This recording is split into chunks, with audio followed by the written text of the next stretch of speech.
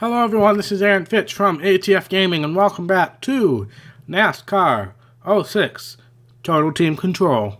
Today we have a truck race at Levi Strauss and of course, an Xfinity race at Dover. Why not?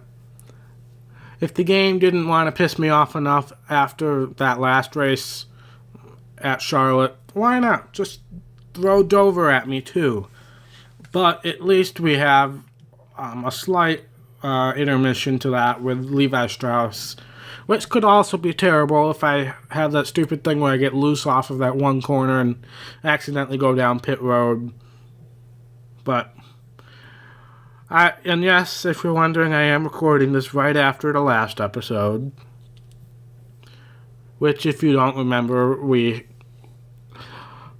at Charlotte, we pitted, we came out, I accidentally went on track because I couldn't keep the truck on the apron, caused a caution, fell a lap down, got into a confrontation with Dale Earnhardt Jr., and then finished 41st. So, really anything can be better than that, but let's hope for a little better performance here. Obviously, we can't finish 41st in the truck race because there's only 36 cars, so at least we are automatically ensured an improvement here. There is no possible way we can be worse than 41st in this truck race. I was not able to keep it down on the bottom there, so I might make a wedge adjustment. Same thing here. So definitely probably going to loosen the car up a little bit. Definitely probably. I contradict my own statement with words right after each other. Yeah, definitely loosening the truck up. Fifth on lap 1. I don't know if I'll be able to do much better. This truck really is tight. So I'm definitely going to have to loosen it up. Yeah, I don't think we're going to improve.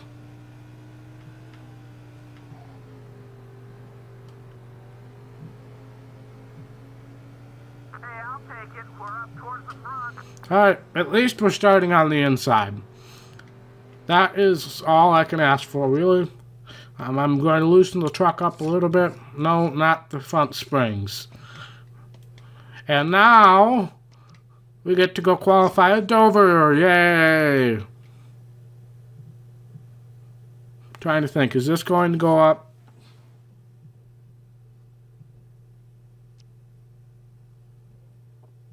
Yes, this should be going up after the miraculous finish that I had in NASCAR Heat Evolution at Dover. If you haven't watched that episode, please do so. That episode might be the most exciting thing I've ever done. So I really hope that you guys check that out. I won't spoil it here, because I know not everybody who watches 06 watches NASCAR Heat Evolution. And understandably so. I know a lot of people aren't big fans of NASCAR Heat Evolution. Understandable. I don't agree with you, but I understand. As a political science major, you have to get used to people not agreeing with you and still being okay with it. Because otherwise, you're just never going to get anything done. But we're going to qualify at Dover and see what happens. As long as I don't hit the stupid apron, I should be in good shape. That's really the killer here at Dover. Also, if you have a really loose truck at Dover, well, really for me, anywhere I have a loose truck is not really good. I'm already hitting the wall. But let's hope for good fortunes here at Dover. I would really like to contradict my usual thing with being able to do well at Dover here. Oh, apron, please don't. So far, so good. A pole would be a nice start, but it might give me a false sense of accomplishment here. Pole, one and done. We're over 2 tenths ahead of whoever was in second. So, but first we got that race at Levi Strauss. Hopefully that adjustment I made to the truck will benefit us. No, no. There we go.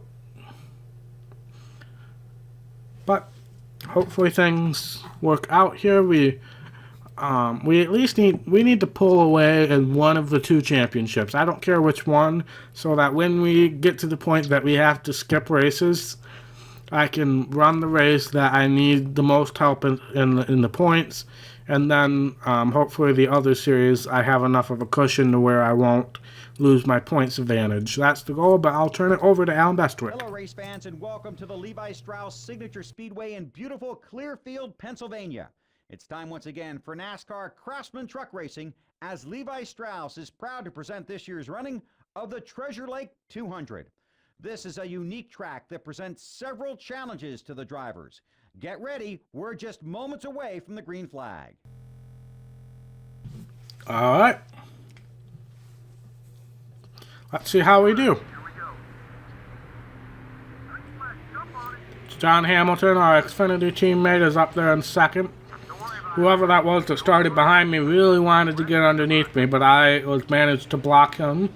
Oh, sorry, Hornaday. I couldn't quite get in the corner as good as I wanted to there. I also hit Hamilton, didn't mean to. And now we are fighting against Kevin Harvick and Terry Cook, who I incorrectly called Chad Chaffin or Chafin last race. I apologize to all Terry Cook fans if there are any of those left in existence. Terry Cook hasn't raced in quite a while in NASCAR. Oh, I am still really tight, and here's the stupid I get hooked onto somebody situation. I'm still tight, so I might make another wedge adjustment at the pit stop.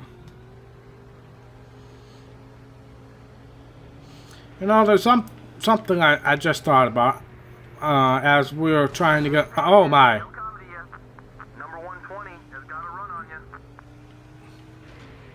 That's not how I intended on doing that. Back in third. I hit the little pit road barrels there. And, yeah, that kind of hurt me. I was commenting on how Kevin Harvick was really high in the corner. As we passed the floating pants in turn 2. I never really noticed that until now, and now every time we come here I would definitely make note of the floating pants in turn 2. There they are. Yeah. Not like you're ever gonna see that at a racetrack anytime soon. Like 50-foot giant floating pants. And there's not just one, but there's two. At least. So. Sorry, that was my phone.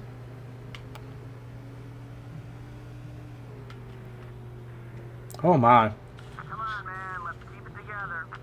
I was looking at my phone because it vibrated and it said something I wanted to look at, and then I hit the wall.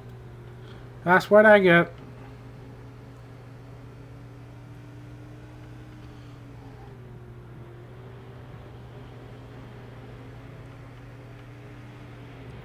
But especially right now when I'm trying to get everything ready for the 2 weeks that I'm going to be gone.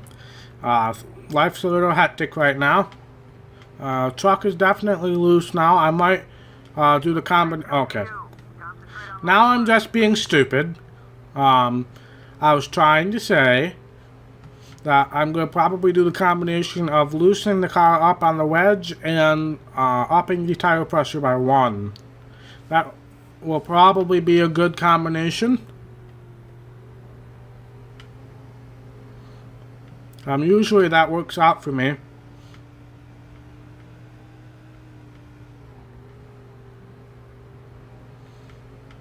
We're trying to gain back on Kevin Harvick. This is another situation where I'm going to try to stay out a little past halfway, because this is a track that there could be some pit road issues on pit road entry. Lord knows I've had issues here at pit road. Not exactly from when I've intended on going pit road, but more of when I do not intend on going down pit road. I will go one more lap since it just turned orange this time. I'm kind of blocking Kevin Harvick from pit road, so he'll probably be coming down. Oh no. Do I really want to loosen this truck? Is the next question I have to ask myself. Yep, both sides. You're all clear. Kevin Harvick? Oh, no. Getting warm. Oh, okay. Oh, man. I am going to up the tire pressure, but I'm going to leave it the same on the wedge. That's not what I intended on doing, but especially with that last little bit of looseness, Laps to go. I think it's more because of the tire wear, so that's why I'm going to up the tire pressure a little bit. Stop this time.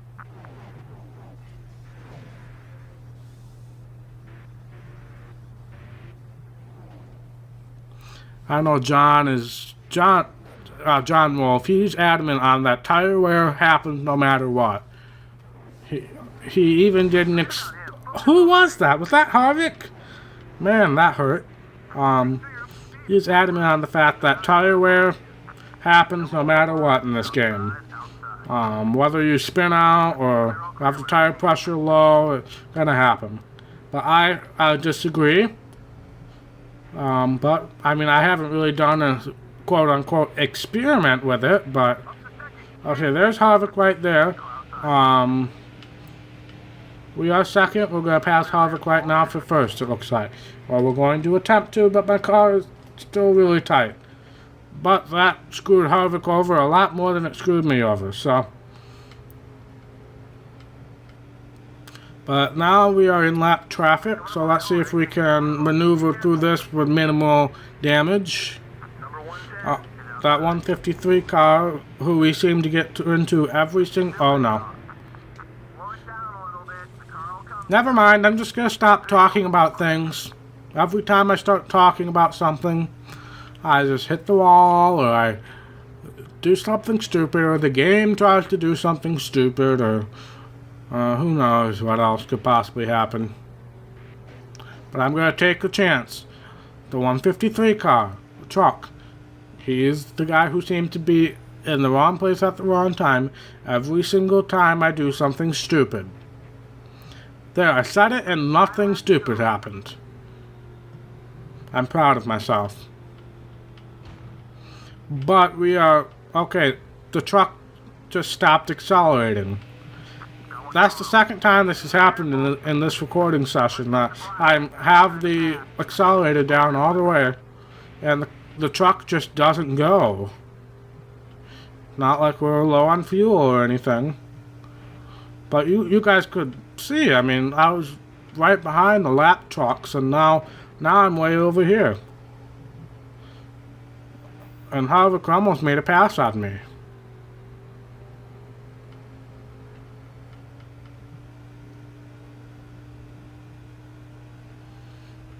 Fuel tank ought to be about half. Oh, and oh no.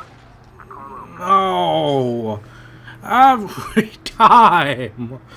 I even tried to avoid him. I tried very hard to avoid him. I broke and I turned and nothing happened. I didn't want to turn too much because I would then in turn wreck myself, but no, I'm not pitting. We were within like 2 or 3 laps to go, so that might be the end of the race. If not, then we're going to be in for the battle of our lives. Yep, that's the end of the race. Good thing, because we probably would have caused a debris caution with that front end anyway.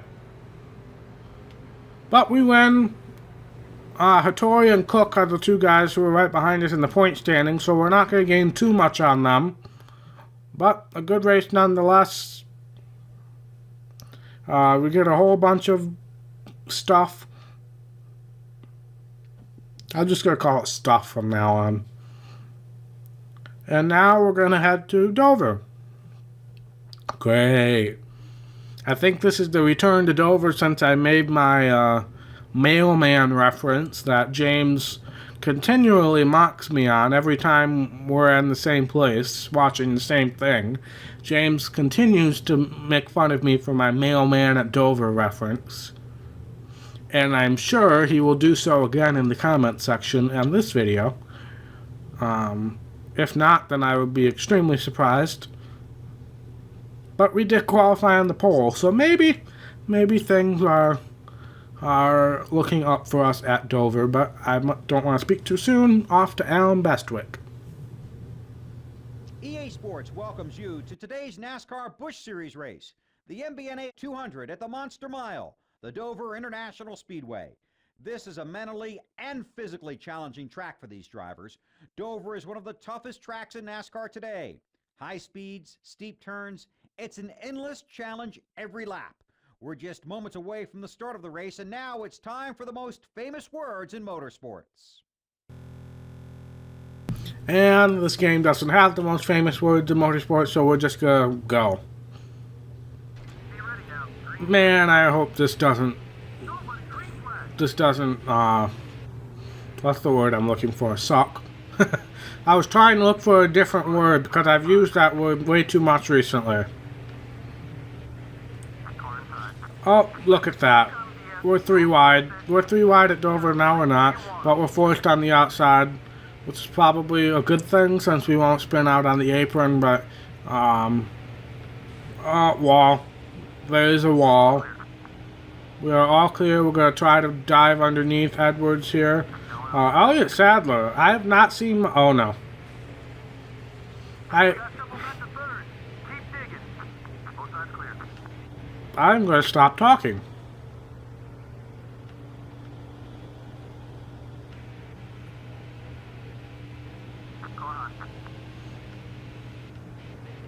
Number 19 is moving on you, right side. Clear on both sides.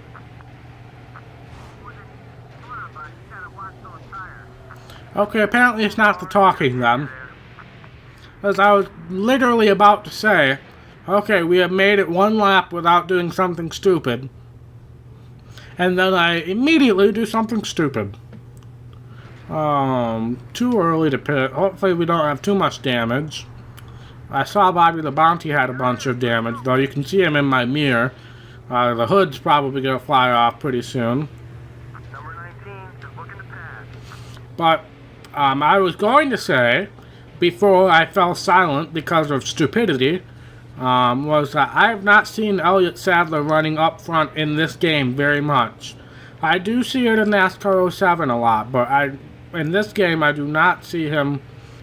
Oh, I thought we were going to hit Edwards there. But I do not see Sadler up front that much in this game. Let's try to draft with him, since this is like the only time we'll ever see him. But I changed my mind. Oh no. Oh no. Oh no. Look at that. What was it? Last video I was talking about how the AI doesn't back off when I get hooked on you. That... Oh. We caused a debris caution. Yep, there goes the front end of our car. Shouldn't have to worry about any overheating issues now, since the entire radiator is exposed to fresh air now. Oh crap. I didn't see the lap. Pit! No! Crap. I didn't see the lap counter before the caution. That's... Oh man. I got too excited about talking about the radiator, and now I'm out. Everybody has pitted. Oh man, this crap. So either I can cause a caution myself, which I almost just did, or I pit and I'm going to be a lap down. Either way, I'll have to make it from the back. I am trying very hard to cause a caution right now. If you can't tell. I probably only got 1 or 2 laps to make it happen. Let's see if the one time I actually want to cause a caution, I can do it. Okay. I did it. But I did not intend on causing it with my car. I was trying very hard to spin Shane Neal out there. But now I can pit. But we're going to be dead last, most likely. And we're still at Dover, obviously. So this is not good at all. But this is just a self-inflicted wound. I cannot blame the game for that one. I was eager to get to the restart, and I pressed the X button a couple times to fast forward through the cutscene, and here I am. Oh, and now, well, it doesn't matter. If you're gonna screw up, do it now, because we're the only ones on pit road. There's the fuel man putting fuel into the car, even though there's really not a fuel hole there for him. We're starting in the back, so be careful and stay out of trouble. This is gonna be really bad, guys. This is gonna be really bad. But at least everybody's kind of slowing up here. We have 5 laps to go to make up as many positions as possible. Nice and easy, buddy. Nice and easy. Outside. Off to an excellent start in the mission to go to the front. Now we have a nice gap. Because really, when you're trying to go to the front from the back, you need to have a nice little gap in front of the cars before you can do anything. Because if you don't have a gap, then you're obviously doing things wrong.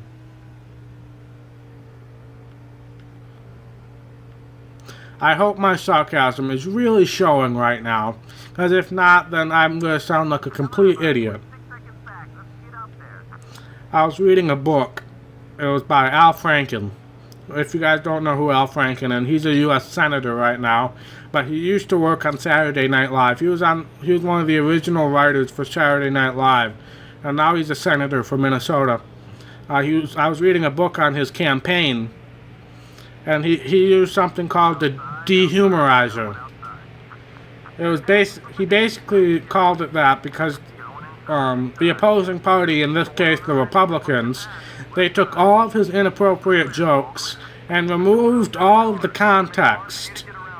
They removed all the context for the joke. So he would make a joke. I can't think of a good example right now, but he would make a joke that was, if you look at the joke by itself with no context, it's extremely inappropriate. But with context, it's obviously very funny. And since he worked on Saturday Night Live for so long, he has a pretty large repertoire of jokes that are probably inappropriate for a U.S. Senator. But so the Republicans, they would use what he called the dehumorizer. Oh crap!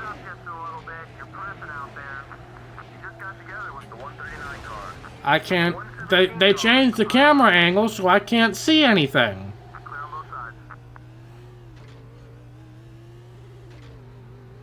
This is what I get for talking about a politician in a NASCAR video. But yeah, dehumorizer. Just like this, because this isn't funny anymore! That was pretty ugly. Thanks a lot, crew chief. I want to fire you so bad right now.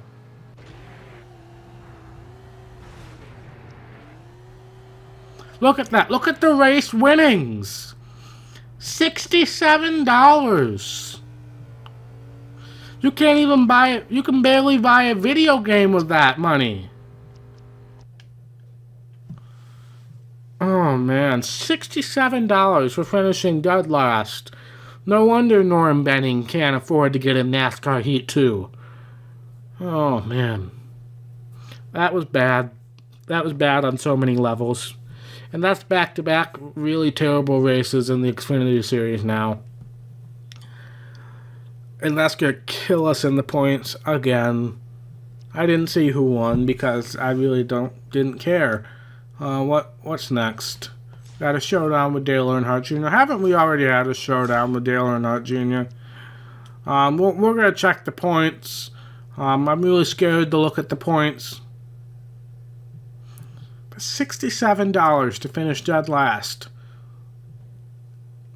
Oh man, that sucks. Standings.